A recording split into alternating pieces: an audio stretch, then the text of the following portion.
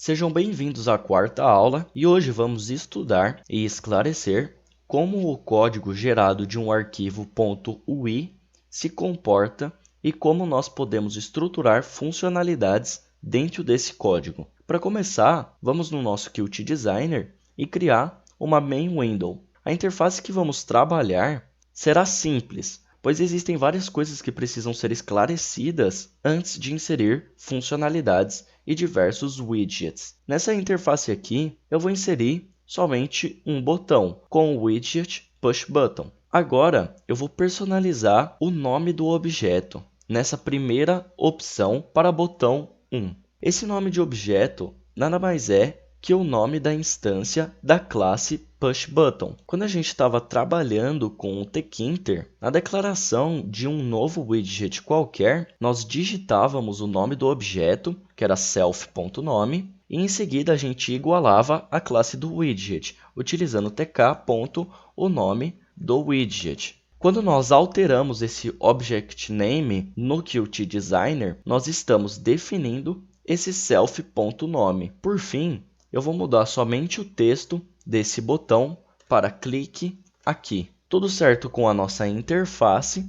Vamos salvar esse arquivo .ui na área de trabalho, por exemplo, com o nome que você quiser. E vamos converter agora esse arquivo .ui com o nosso PyUIC5. Eu já estou com o CMD aberto e na pasta de scripts, onde o PyUIC5 está localizado. Na aula passada, eu já ensinei como chegar nessa pasta. Então, hoje, eu só vou digitar o comando. Então, PyUIC5-x. Na área de trabalho, no arquivo .ui, eu vou adquirir o caminho onde ele está localizado e digitar no meu prompt de comando, utilizando as aspas e também o nome do arquivo. Colocar -o e entre aspas e com o mesmo caminho, eu vou gerar o interface.py. Apertando Enter, o nosso arquivo .py foi gerado.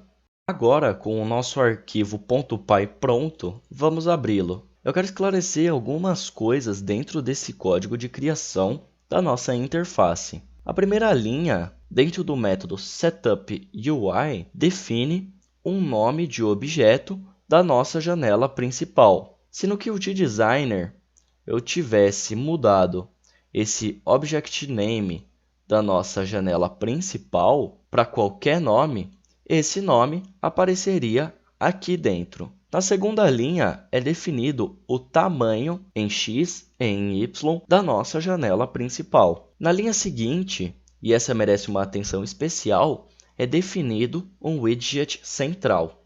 Basicamente, é passado um widget que será o widget central da nossa janela principal. Nesse caso, é passado a própria main window, definindo a janela como o widget central da nossa interface. E a última coisa que eu quero mostrar nesse código é sobre a criação do botão nessas três linhas. Vocês podem ver que o objeto do botão ele está com o nome que eu defini lá no Qt Designer, botão 1. Em seguida, é feita a instância da classe do PushButton. E nós dizemos qual que é o espaço que vai comportar esse botão recém-criado.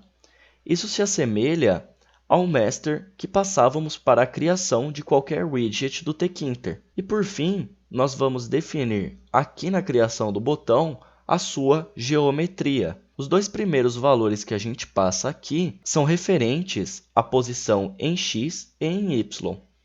Os dois últimos valores são a largura e a altura desse botão. Essas últimas linhas aqui, o menu bar e o status bar, é o menu que é gerado assim que a gente cria uma main window, que fica aqui no topo da interface, porém a gente não está utilizando ainda. Esse menu ele pode ser populado com botões e também com funcionalidades, porém isso não é conteúdo dessa aula. Aqui embaixo do código, vocês podem ver que existe um código dentro de um if.